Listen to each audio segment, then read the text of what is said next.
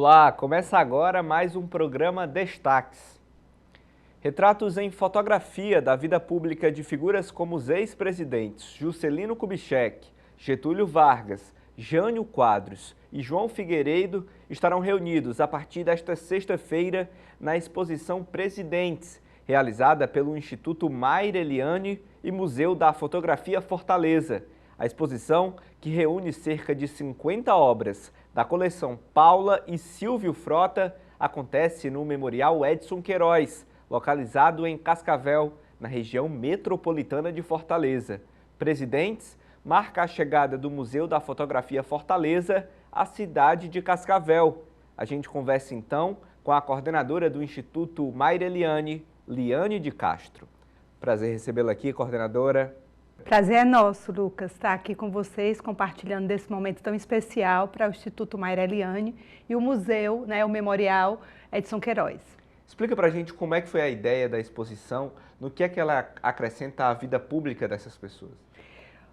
Vamos começar falando um pouquinho do memorial, O memorial é um espaço público, administrado hoje pelo Instituto Mayra Eliane, dentro de Cascavel, e a gente visa trazer cultura a um valor gratuito para a população daquela região. E essa exposição Presidentes é uma exposição do Museu da Fotografia, que chega a Cascavel através do memorial e que traz assim, uma reflexão sobre a vida pública e privada desses presidentes.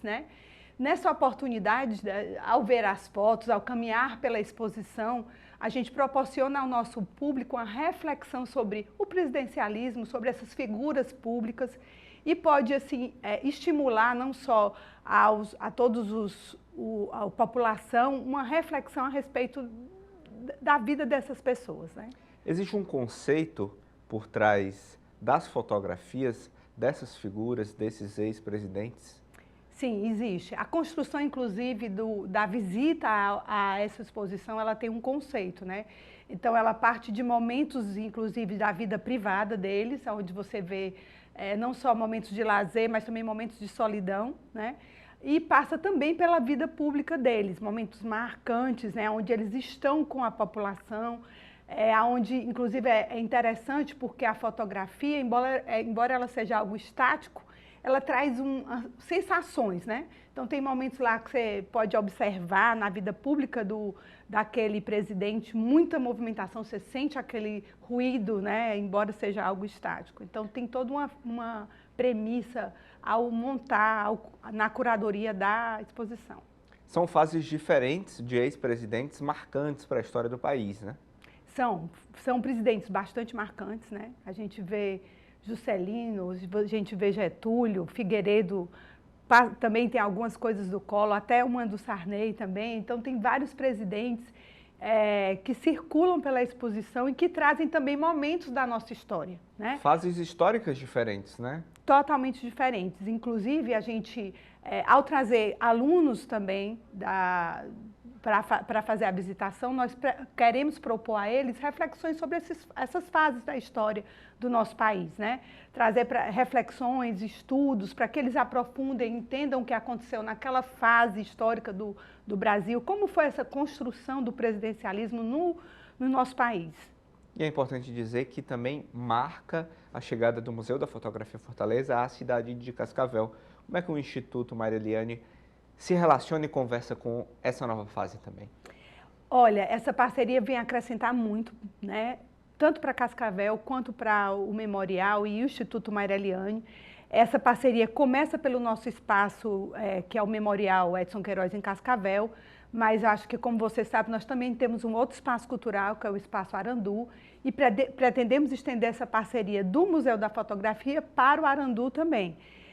O Museu da Fotografia tem um trabalho belíssimo, na nossa cidade e no nosso estado como um todo, e a gente pretende, com essa parceria, trazer para populações que não têm acesso exposições e mini cursos que eles oferecem, mini oficinas, e com isso estender um trabalho tão belo como o do Museu da Fotografia. É bom lembrar que a visitação ela vai atender a população de Cascavel e também quem quiser visitar essa exposição, Isso, está aberta ao público, ela é gratuita, ela está disponível lá no memorial, mas qualquer pessoa de qualquer local, estiver passando por Cascavel, quiser visitar, é convidado, né? Toda a região do entorno, o litoral leste do nosso estado, onde a gente tem uma população também turística grande, então todos estão convidados a participar e é de forma gratuita. O espaço é belíssimo, eu convido-os a conhecer. Até quando vai a exposição? A exposição vai até meados de agosto, né? Nós inauguramos, na semana passada a gente fez o lançamento, mas agora efetivamente a gente abre ao público e ela vai até meados de agosto, disponível para todos que estão lá na região. Também, juntamente com essa exposição, a gente está oferecendo minicursos, né, que o Museu da Fotografia proporciona. Um está acontecendo, inclusive, hoje, no dia 23, mas temos um no dia 30 e outro no dia 7 de julho. Quais são os horários da exposição? A exposição fica aberta o dia inteiro, né, de terça a domingo, e no horário comercial. Dá para a pessoa aproveitar e fazer um tour por Cascavel, dar uma passeada e visitar pontos que relembram muito dessa história e que o memorial faz questão de ressaltar e trazer a público?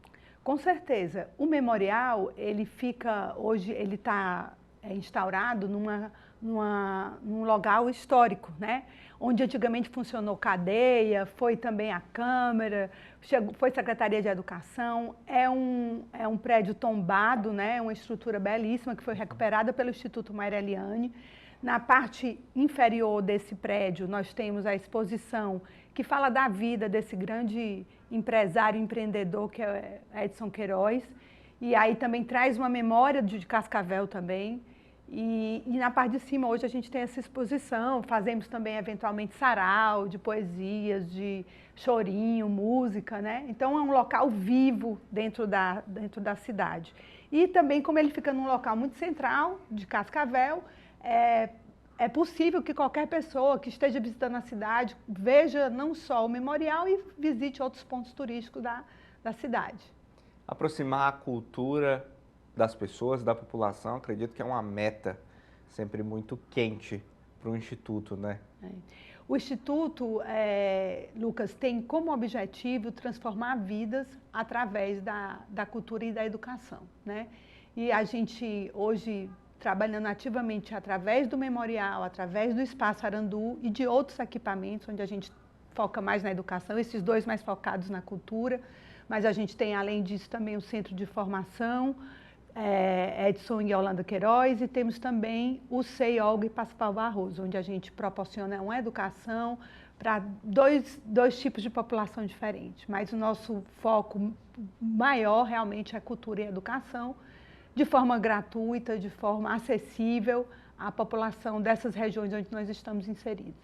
Tem outra exposição que a senhora queria destacar, que esteja acontecendo, que vai acontecer ainda esse ano? Sim. No Espaço Arandu, que nós inauguramos recentemente, né, lá em Caucaia, nós temos a exposição Praia e Capital. Ela, infelizmente, já está encerrando na próxima segunda-feira, certo? Estará aberta amanhã de manhã, no sábado de manhã, na segunda ainda o dia inteiro. É uma exposição belíssima de um artista local da cidade de Caucaia e traz assim uma reflexão maravilhosa a respeito do uso dos espaços públicos, principalmente dos espaços da praia, onde a gente tem os povos do mar, né? Mas é muito interessante e fica até segunda. Mas em breve a gente terá outras exposições lá no Espaço Arandu também. Coordenadora, para quem é aqui de Fortaleza, o que é que tem de novidade da parceria do Instituto com o Museu da Fotografia Fortaleza, de exposições para essa temporada que está chegando das férias, né? Que para muitas famílias é um momento de aproveitar, de curtir, de ter o lazer e esse entretenimento que a cultura e a arte passam são muito importantes. Olha, nós pretendemos fazer muitas parcerias com o Museu da Fotografia, como eu disse para você, não só lembrando para o Memorial, mas também para o Espaço Arandu. São duas regiões da cidade, né? Exatamente opostas, uma é litoral leste e outra oeste. E nós pretendemos, junto com o Museu da Fotografia, oferecer para a população algumas oficinas que possibilitem também a aproximação não só a essa arte, mas a essa arte que pode virar também um trabalho, né? Então, o Museu da Fotografia, inclusive, oferece cursos de fotografia em celular, fotografia de produtos em estúdio. Isso ajuda muito no uso das mídias sociais, onde a população, principalmente o pequeno empreendedor, precisa muito. Então, nós esperamos que essa parceria ela se concretize cada vez mais, podendo oferecer cultura e também possibilidades à população. Existem casos, acredito que certamente existem casos, de alunos que fizeram um curso e depois foram para a exposição participar como quem fez a exposição, né? Quem fez a curadoria, autores, viraram autores de obras de fotografias. Existe muito disso também, né? Dessa perspectiva de crescimento do próprio artista, autor, fotógrafo. Com certeza. Olha, o interessante, por exemplo, dessa exposição lá de Caucaia, né, lá do Espaço Arandu, é que o artista é um artista local, então ele conhece muito daquela realidade. E é o que a gente tem feito, por exemplo, amanhã nós estamos recebendo 70 alunos da rede pública de ensino, adolescentes, e eles não só irão visitar a exposição, como também fazer uma oficina com o Diego, que é o artista, onde ele vai falar um pouco de arte, como foi a arte na vida dele, como foi transformadora. Ele é ganhador de prêmios nacionais. Então, uma pessoa daquele local que vai mostrar ao adolescente que existem possibilidades muito interessantes no caminho das artes. E aí eles vão fazer uma oficina, produzir arte, aprender a produzir arte. Então, isso é muito interessante, né? A gente espera, então, que nos próximos anos possamos ver até fotografias desses momentos históricos dos quais estamos passando ultimamente, nos últimos anos. Todas essas configurações políticas possam ser também retratadas em outras exposições que o Instituto possa proporcionar a quem quiser conferir, né? Com certeza, Lucas. Eu tenho convicção de que o nosso desejo de transformar vidas, de trazer para essa população uma diferenciação vai gerar frutos, né? E esses frutos poderão ser registrados e apresentados através, inclusive, do nosso balanço social, daquilo que a gente acredita, do que a gente tem trabalhado para fomentar. Precisa fazer alguma inscrição para participar das exposições, tanto do Instituto quanto do museu, ou não? Não, para a exposição é gratuita, é aberta ao público, vocês podem entrar nas redes sociais e acompanhar, não tem necessidade de inscrição. Para as mini-oficinas, sim, a gente tem um espaço limitado e aí precisa fazer inscrição. No caso das mini-oficinas que estão acontecendo no Memorial, se você entrar na rede social do Memorial, no Instagram, Memorial Edson Queiroz CE, lá tem como se inscrever e participar. As oficinas acontecem com qual frequência? Acontecerão, uma está acontecendo hoje, a próxima será no dia 30 de junho e a outra no dia 7 de julho, tá? Então, são temas diferentes, é importante que entre lá no nosso Instagram, veja e se inscreva se for o desejo de participar. Por último, eu queria que a senhora, olhando para aquela câmera, deixasse o convite para as pessoas que queiram conferir a exposição Presidentes, que acontece em Cascavel a partir desta sexta-feira.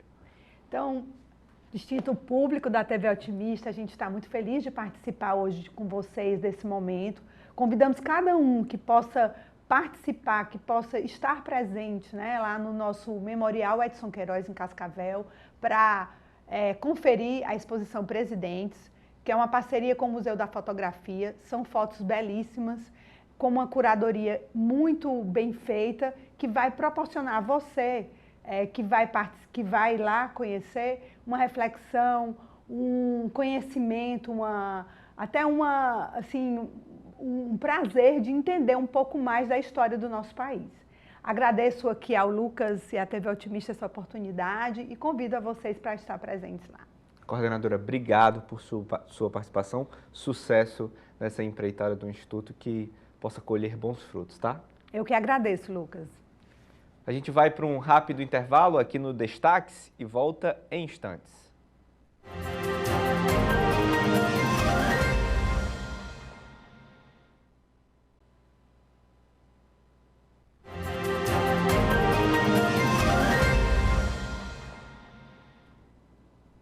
De volta com Destaques. A gente fala agora sobre uma doença que afeta mais de 1 milhão de pessoas no Brasil. É a escoliose.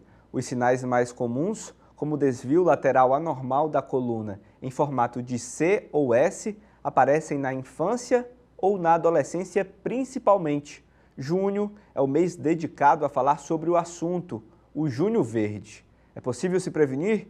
Quem vai responder para a gente agora é o ortopedista Dr. Rômulo Pinheiro. Prazer recebê-lo aqui, doutor. Agradeço o convite. Bem, para a gente entender melhor a escoliose, a gente precisa realmente pensar que a coluna vista de frente do plano frontal, ela é para ser reta, naturalmente. Quando a gente tem um desvio lateral, seja para a esquerda ou para a direita, isso pode ser uma alteração postural ou diagnóstico de escoliose. Lembrando que se a gente olhar a coluna de lado, na verdade, ela tem umas curvas fisiológicas, que no caso seriam a lordose e a cifose. Quando esse desvio lateral para a esquerda ou direita é acima de 10 graus, vem um diagnóstico de escoliose. Ou seja, o que o senhor quer falar é que existe algum grau de desvio que é considerado normal, que está dentro do padrão possível daquilo que não é anomalia, né? Isso. Quando o desvio, numa radiografia simples, que aí vem, por isso a importância do especialista, né? Quando está a angulação acima de 10 graus, é o diagnóstico de escoliose. Ou seja, desvios posturais, né, provocam assimetria de ombros, né? Por isso que justamente o diagnóstico precoce e justamente o diagnóstico específico, um tratamento específico seria interessante. Por que que as pessoas têm escoliose? Existe uma carga genética ou é extremamente postural? 80 a 90% do diagnóstico das causas justamente são causas genéticas, ou seja, a herança genética ela é fundamental, ou seja, é justamente o diagnóstico, na verdade, a história familiar ela é importante.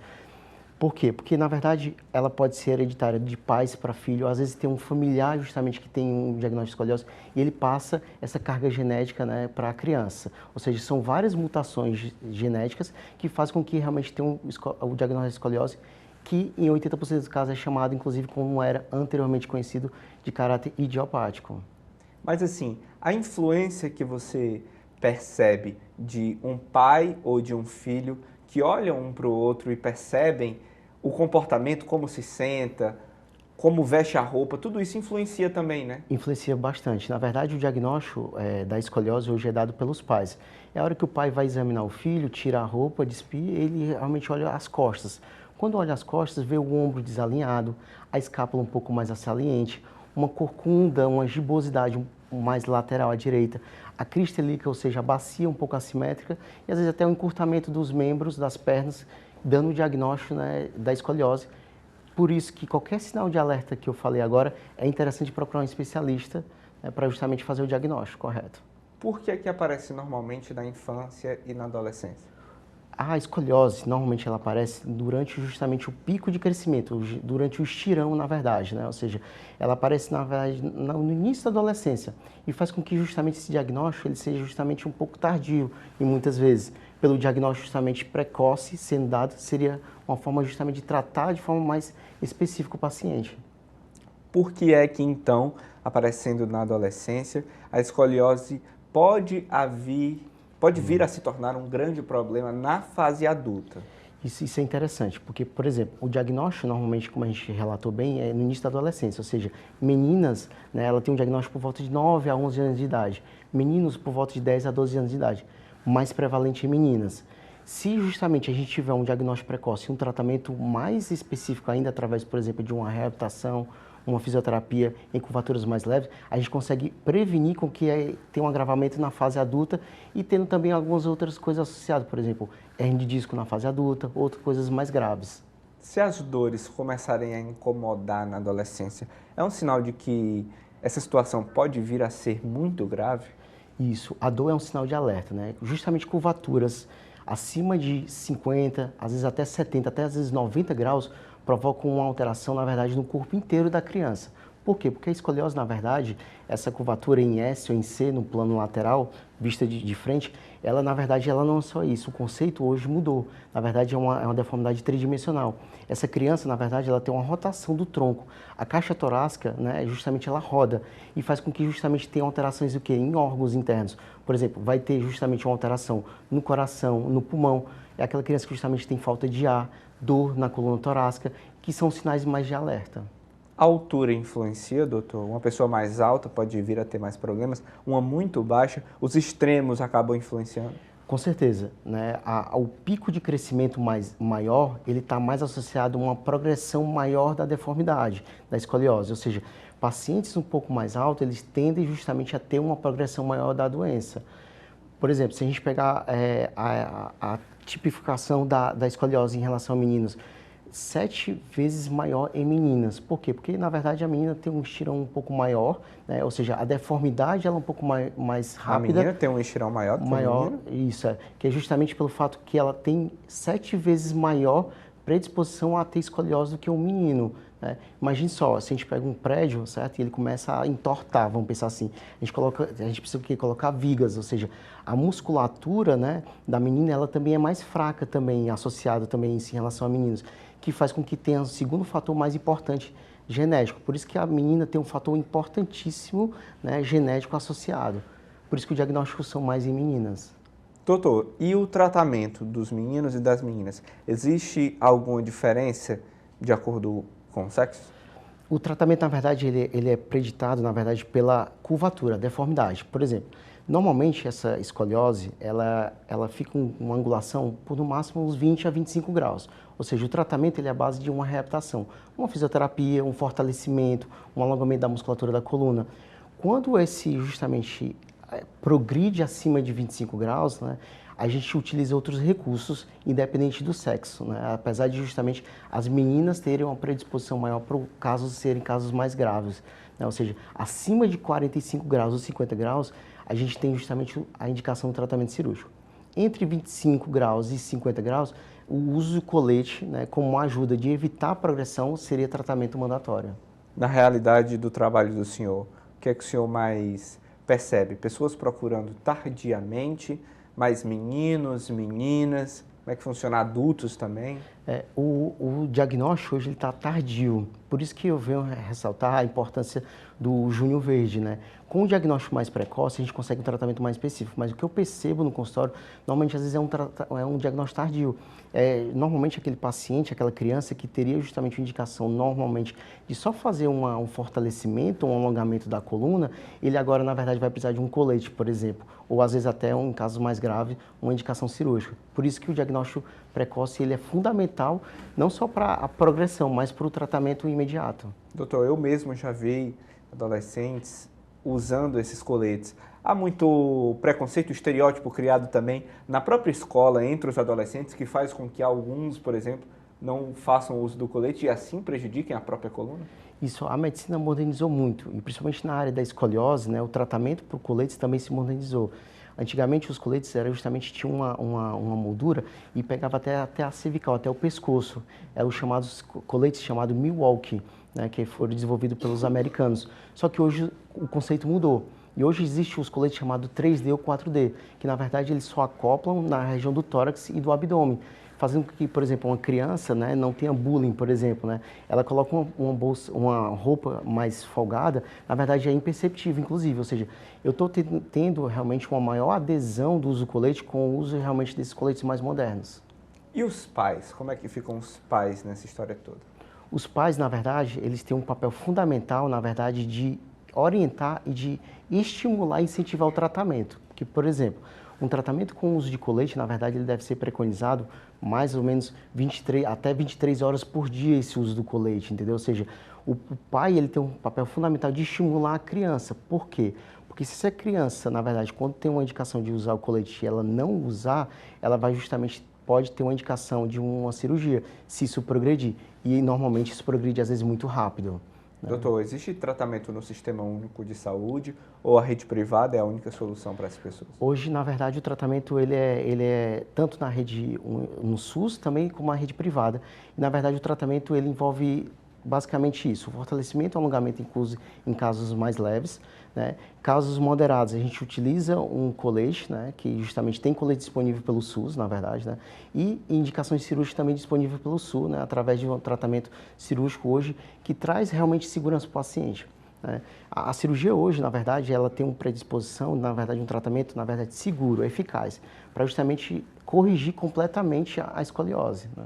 Doutor, o senhor falou um pouco sobre essa rede de apoio, né?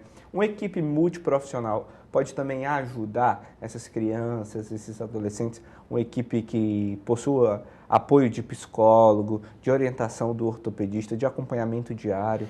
O tratamento, na verdade, hoje ele é chamado multidisciplinar, ou seja, ele pertence justamente a uma equipe, na verdade, pelo médico ortopedista, especialista em coluna, né, justamente o fisioterapeuta para trabalhar o alongamento e fortalecimento muscular, psicólogos, fonoaudiólogos, né, terapeuta ocupacional. Por que fonoaudiólogo? Porque influencia a voz? Pode ter alteração, né, de voz, de comportamento da criança, né, ou seja, o fonoaudiólogo seria interessantíssimo, né, e o terapeuta ocupacional para justamente tentar criar atividades que tenha, né, um fator predisponente para melhorar esse desvio do ombro, por exemplo, né, que seria o sinal que mais importante.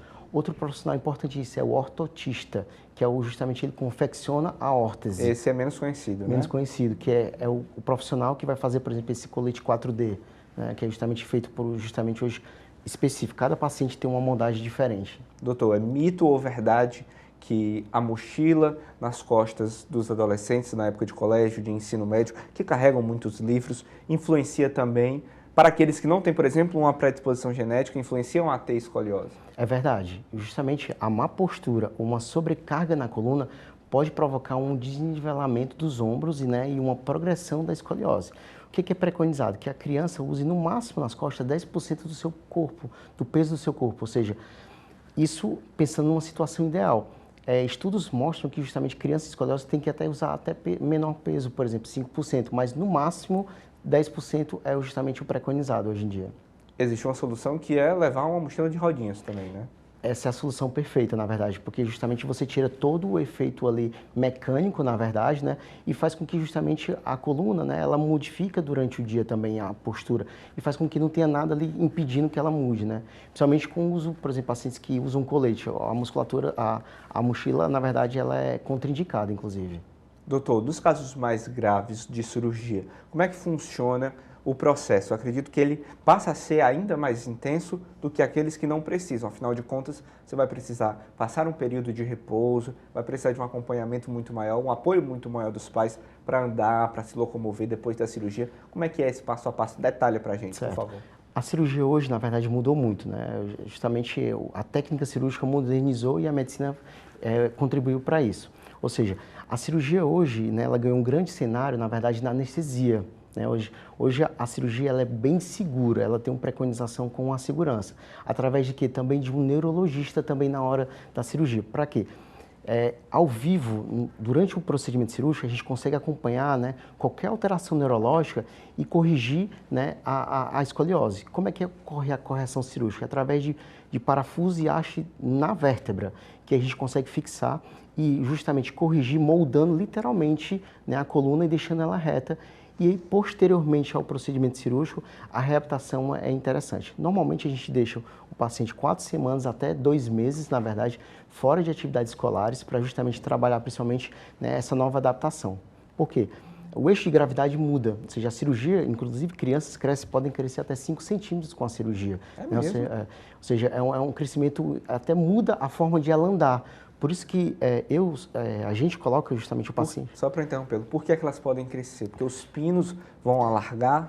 Porque, imagine só, na verdade a escoliose, pelo fato de ela ser tridimensional, né, ela não tem só um desvio lateral entre os ombros, mas ela roda a vértebra. Isso acaba, justamente por consequência, diminuindo um pouco a altura da criança. Quando a gente corrige a escoliose, né, vai para o centro, do lateral para o centro, ocorre um crescimento da criança por consequência, né? Através de quê? De 2 hastes que são colocadas na criança para fixar literalmente e moldar e deixar ela reta. E aí, com essa moldagem, né, a criança ganha até mais ou menos 5 a 7 centímetros de altura na cirurgia. Né? E aí a recuperação, pelo menos as 4 semanas, são fundamentais.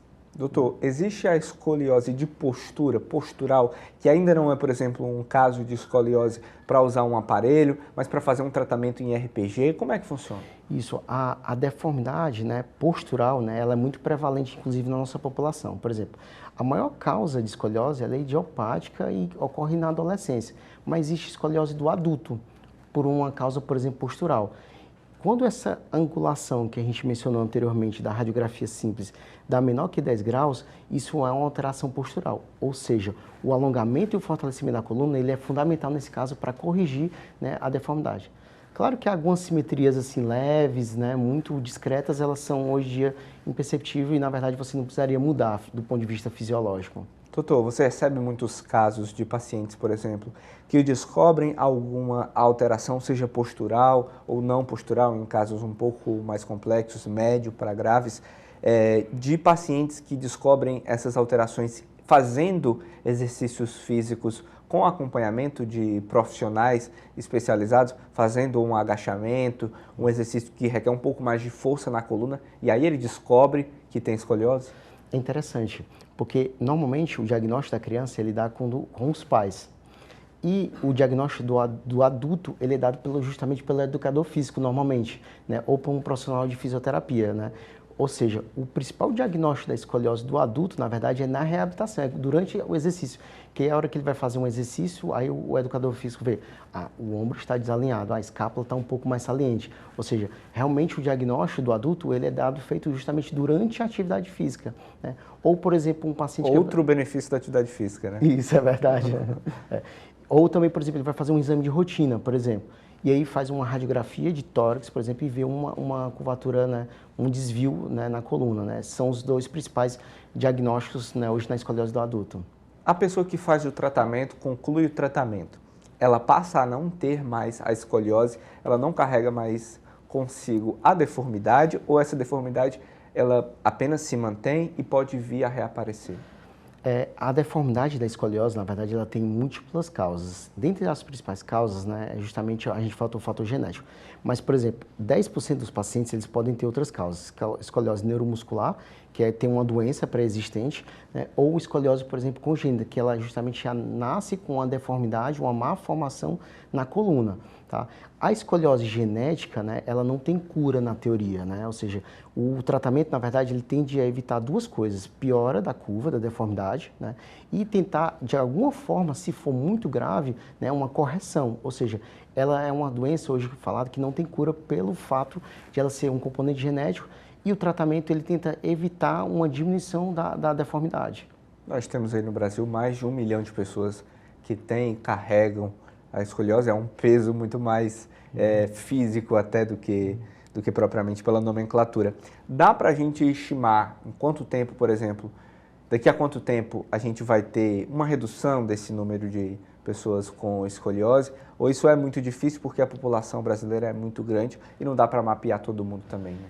Na verdade, os estudos mais recentes, né, principalmente para as sociedades americanas que trazem estudos, né, fala que, na verdade, esse número vai piorar, na verdade. Né? E por isso que a importância maior do diagnóstico precoce. Né? O Junho Verde vem trazendo isso, esse destaque para justamente evitar uma progressão maior da curva.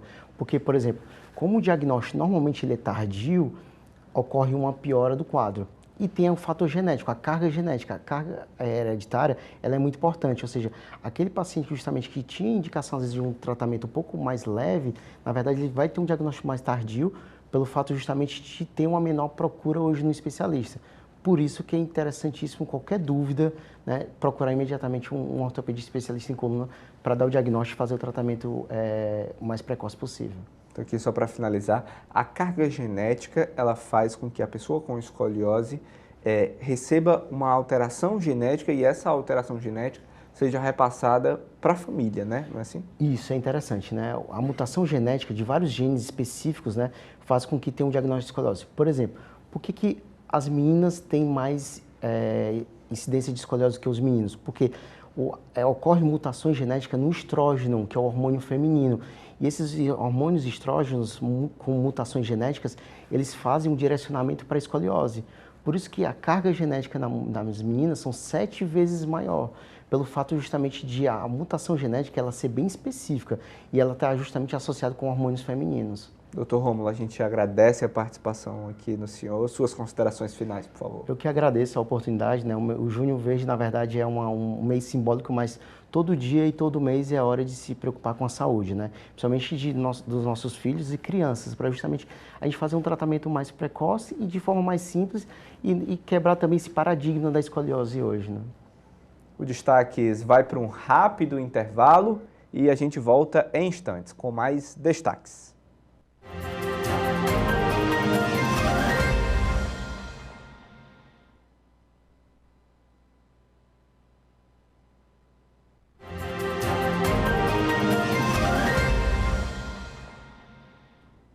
Destaques de volta.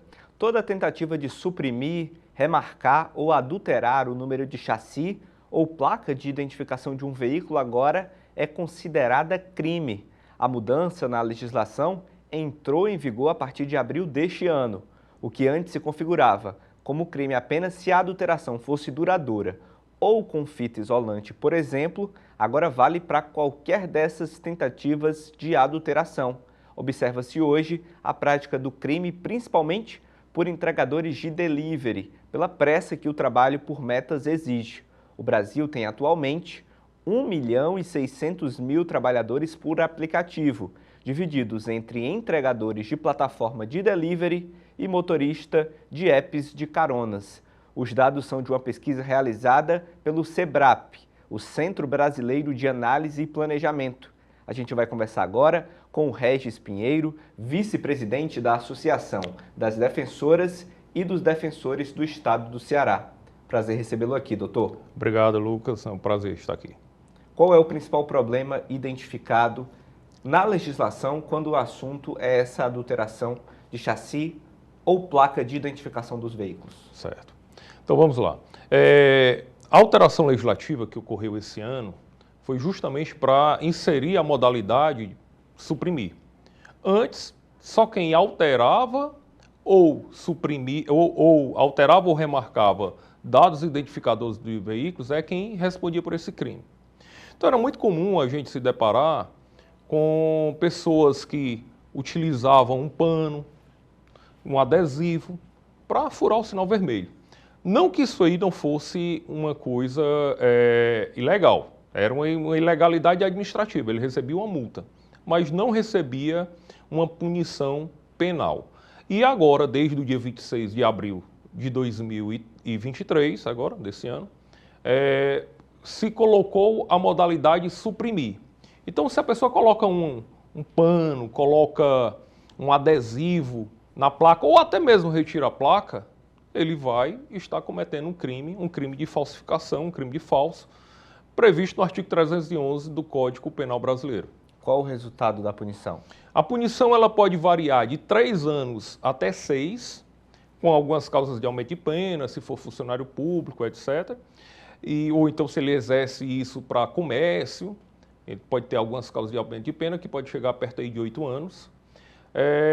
E aí isso torna uma pena um crime de médio potencial ofensivo. Para se ter noção, apesar de ser um crime que é praticado sem violência ou grave ameaça, o delegado de polícia não pode fixar fiança. Ele provavelmente só vai ser solto, se preencher os requisitos, na audiência de custódia com o juiz.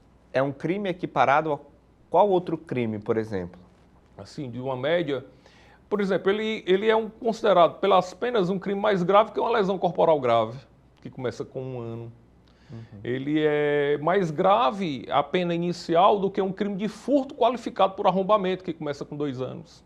Por que a legislação foi alterada? A necessidade é porque nem todo mundo...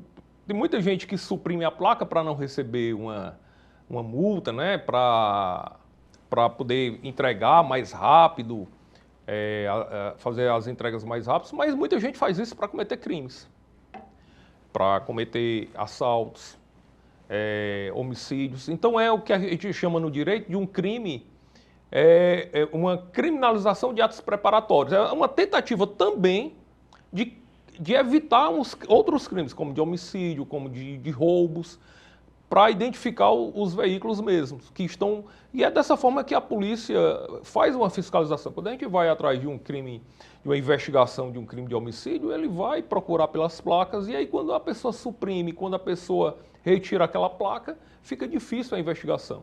Então essa alteração legislativa, ela é legítima? Ela é legítima. Qual o problema que a gente verifica na Defensoria Pública? Verificar, às vezes, aquela pessoa que, por uma falta de orientação, e aí no avan de trazer o pão para cada dia, ele faz aquela adulteração ali, sem meio que saber as consequências, e aí vai parar lá no banco dos réus, lá com a gente, lá no fórum.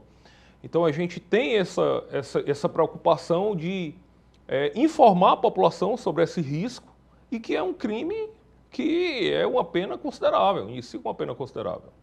Como é que a legislação está atuando para punir essas pessoas? Há uma avaliação caso a caso do histórico, por exemplo, daquela pessoa, daquele réu que cometeu aquele crime? Ou isso é avaliado de acordo com uma circunstância mais abrangente da questão da adulteração em si e não apenas do ato específico? Bom, vamos lá. Nós temos no direito penal algumas medidas despenalizadoras.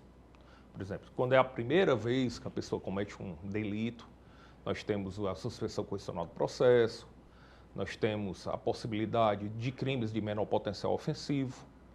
Esse caso específico do 311, adulteração de sinal de veículo automotor, não se aplica nenhuma dessas medidas. Mas tem uma nova medida, que é recente, que é o ANPP, que é o Acordo de Não Persecução Penal, que foi uma das heranças do Sérgio Moro, quando ele passou como ministro da Justiça, que é baseado naquele plea bargain que tem lá nos Estados Unidos, aquele acordo que é feito a advogado de defesa com o Ministério Público. O ANPP, ele permite que seja feito esse acordo para os crimes cuja pena inicial sejam inferiores a 4 anos, é o caso, ele é de 3 anos, e um crime onde não há violência ou grave ameaça, que também é o caso. Então, se ele preencher esses requisitos, for a primeira vez, não tiver outros processos, ele pode fazer um acordo com o Ministério Público, tá certo? Prestar serviço à comunidade, pagar um valor para uma instituição de caridade, e aí ele, cumprindo aqueles requisitos, aquele acordo, ele fica sem nenhum processo, ele fica com a ficha limpa. A única desvantagem é que ele não vai poder fazer outro acordo desse pelo prazo de 5 anos. Doutor Reis, como é que funciona a fiscalização? Essa fiscalização pela adulteração é feita pela Polícia Rodoviária Federal, pelas autarquias municipais de trânsito? Quem é que é responsável por ajudar nessa punição ou na educação, se for o caso, dessas pessoas que acabam cometendo esses atos ilegais? Bom, é uma que a gente chama de poder de polícia concorrente. Qualquer uma dessas instituições podem fiscalizar. Se trata de um crime de flagrante delito, né? Então até qualquer pessoa do povo pode prender uma pessoa que esteja dirigindo sem placa. Em tese pode prender, tá certo? Então, assim, qualquer autoridade policial, qualquer pessoa do povo que verificar pode, em tese, prender aquela pessoa que está dirigindo em flagrante delito. E nós temos os espias, né, que é a rede de monitoramento, que verifica logo, já dá o alerta para os policiais de que aquele carro ali está sem placas, por exemplo. Falando em carros sem placas, eu acho que surge uma dúvida sempre quando uma pessoa compra um carro, em quanto tempo, ou está passando um carro, está fazendo a mudança de placa, em quanto tempo ela tem para se adequar para a mudança de placa sem que ela seja punida pela legislação vigente? Excelente pergunta, Lucas. O tipo penal 311, lá no final, ele diz assim, sem autorização da autoridade competente. Então, se a pessoa tiver autorização da autoridade competente, no caso o Detran, tá certo? Para trafegar sem placas, que é normalmente o que ocorre quando a pessoa compra um carro novo, ele vai poder transitar sem nenhum problema. E aí vai depender da resolução do CONAN. Ele vai ter que transitar durante o dia, não pode transitar durante a noite, e tem um prazo, salvo engano, o prazo é de 15 dias para fazer isso. Mas tem algumas resoluções que pedem para que aquela pessoa tenha dado entrada no pedido de pagamento, de emplacamento e tudo, e esteja aguardando os trâmites burocráticos do Detran. Quando a gente dá entrada no Detran para licenciar um carro novo, há um lapso temporal. Então, se a pessoa comprova que deu entrada e que está aguardando o órgão de regulamentação, o órgão de fiscalizador, ele pode trafegar. mas aí vai depender de caso a caso, é importante que cada um verifique. E aí eu chamo a atenção, já um gancho, para aquelas motos de trilha, que elas não têm placa, não são emplacadas. Aqueles UTVs, isso aí é um grande problema, que precisa de regulamentação, porque aí você faz investimento no UTV daqueles, que não é barato, o carro daquele ali pode custar uns R$200 mil ou mais, e se você for pego transitando numa rodovia que antes era só uma infração administrativa, você pode, em tese, responder por um crime do 311. Queria pegar esse gancho da mudança do que era uma infração administrativa, do que virou e se configura como uma resolução penal. Por que teve essa mudança em si? Como é que era a escala de diferença que havia em relação à configuração da lei? Bom, é interessante essa sua pergunta, porque nós tivemos uma alteração do entendimento jurisprudencial. Se a gente pegasse lá no início dos anos 2000, só configuraria esse crime de adulteração ou remarcação de sinal de veículo automotor aquelas remarcações ou aquelas alterações de caráter duradouro. Tipo, tirar a placa, trocar a placa, esse crime é o da clonagem de veículos, quando vocês verificam um veículo clonado. É esse crime, esse tipo penal. Então, tinha que ter um caráter duradouro, tinha que realmente o indivíduo raspar a numeração e remarcar outra numeração lá no chassi, naquela placa de ferro. Aí nós tivemos uma questão interessante lá em São Paulo, que foi o rodízio de veículos. Com o rodízio de veículos, um dia na semana, você não podia trafegar com o veículo. Aí começaram a colocar fitas isolantes, para mudar uma letra, mudar o número do veículo. Ora, ali não é uma alteração duradoura. Se você retirando aquilo ali, você verifica que não é. E aí nesses anos 2000, tá certo? Fita isolante na placa não era considerado o artigo 311, não é considerado crime. Era uma multa que ele recebia lá do Detran, tá certo? Administrativamente. Administrativamente. De tanto ocorrer isso, começou a mudar a jurisprudência, e mais ou menos depois dos anos 2010, 2013, mais ou menos, o STJ praticamente pacificou o entendimento que a fita isolante, mesmo que não seja duradoura, configuraria esse crime. E aí hoje, tá certo? Se uma pessoa for pega colocando uma fita isolante, alterando a numeração, é considerado crime do 311. Bom, mas aí tem outra história. A fita isolante, você olhando de longe, você não vai conseguir perceber. Só se você conseguir pegar lá perto. Se eu colocasse um adesivo? Um adesivo, todo mundo está vendo ali que ele não está alterando, ele está, o quê? Suprimindo. Então, o que é que muitos motoqueiros, ou até mesmo motoristas de veículo, começaram a fazer? Colocar adesivos. Colocar uma flanela na placa. E aí era considerado único e tão somente uma infração administrativa, um crime uma infração de trânsito. Ele recebia só uma multa, mas não recebia punição penal.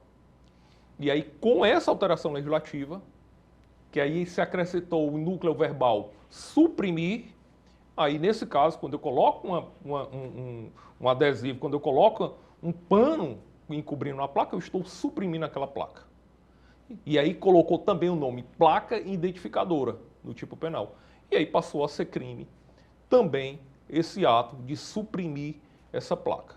Doutor, qual é a realidade dentro da Defensoria Pública quando vocês recebem esses casos? Esses condutores têm consciência do que estão fazendo? Muitas vezes são usados por patrões ou até por organizações criminosas para poderem adulterar as placas, porque muitas vezes é uma prática dos entregadores, por exemplo, para otimizar tempo e tentar burlar a lei de um semáforo, alguma coisa do tipo, mas também pode ser por aquela pessoa que está sendo usada para poder cometer outros atos criminosos terceiros, né? Furtos, roubos, enfim. Eu costumo dizer sempre que todos os crimes de falsificação são crimes dolosos. A pessoa que falsifica, tá certo? Ele está de má fé, ele está falsificando. Mas aí, todo mundo que falsifica, todos que cometem um crime de falso, eles fazem dolosamente, intencionalmente. Não há a possibilidade dele fazer isso de forma culposa, tá certo? Bom, mas dentro desse universo de pessoas que fazem isso, a gente dá para dividir em dois. São aqueles que cometem com o fito de cometer um outro crime ou para encobrir um outro crime, tá certo? Que aí eu chamo de uma má-fé a mais, porque ou ele vai cometer um outro crime, ou ele está encobrindo outro crime. Por exemplo, furtou o carro, adultera ali para ninguém localizar aquele carro. Seria essa hipótese. Então, esse aí, a gente faz a defesa como faz de qualquer outra pessoa. Mas há, dentro desse universo, dessas pessoas que estão de má fé, que o fazem isso para trabalhar, para poder trabalhar. E aí é o que eu chamo dos entregadores. Eu chamo a atenção, acho que o principal motivo da gente trazer isso para a sociedade é exigir das empresas de iFood, dessas empresas de delivery, que verifique se, se há um excesso de entregas, porque ele está colocando em risco a vida dele, normalmente numa moto, ele está colocando a vida de outras pessoas, para que ele possa fazer. Então eles normalmente dizem, olha, doutor, é porque a gente tem ali um pico muito pequeno ali para fazer aquelas entregas, que é de 18h30 até as 20 horas. Se eu perder ali, eu não consigo o leite do meu filho. Então, talvez uma regulamentação, uma fiscalização maior nessas empresas para evitar. É humanamente possível o camarada fazer em 1 hora 20 entregas. E tem muitos aí, doutor, só consigo fazer 20 entregas se for desse jeito, furando sinal. Mas claro que ele sabe que está fazendo um ilícito. Mas ele está fazendo para quê? Para conseguir sobreviver nessa selva que nós vivemos. Então, é isso. Eu acho que a gente tem que olhar também para essa população que carece de regulamentação, que carece de uma fiscalização maior, que são esses entregadores. Dr. Regis, obrigado pela participação do senhor e boa sorte nessa causa. Eu que agradeço. Obrigado pela companhia e até o próximo programa.